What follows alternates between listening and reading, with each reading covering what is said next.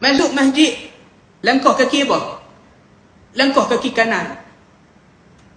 Kita perlu fikir, awak nak kena langkah kaki kanan masuk masjid. Awak mau langkah kaki kiri tak boleh masuk masjid ke? Kena lintak ke? Tahu lintak? Kena lintak ke kena? Langkah-langkah kaki kiri kena lintak. Hangit dulu tu. Tak boleh masuk. Edok pun. Masuk muka tu juga. Pasal apa Nabi ajak masuk masjid langkah kaki kanan? Kalau kita renung tengok satu Nabi nak ajak kat kita, ada. Satu Nabi nak ajak kat kita, ada. Masuk tempat elok, langkah kaki kanan. Sebab kanan dengan kiri ni Allah muliakan kanan. Kanan dengan kiri ni Allah muliakan kanan. Nabi pun buat apa-apa benda hak baik-baik, buat belah kanan.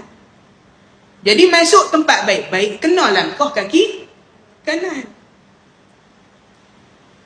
Lagi satu Nabi nak ajak kat kita, disiplin, ikut peraturan.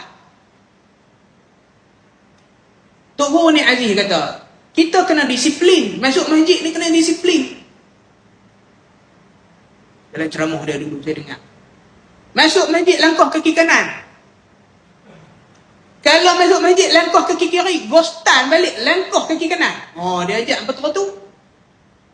Disiplin. Disiplin. Nabi nak ajak kita disiplin. Ketiga Nabi nak ajak hormat rumah orang. Hormat ni rumah Allah ni, bukan rumah kita ni. Hormat. Betul langkah kaki kanan. Tempat mulia kena hormat. Nah?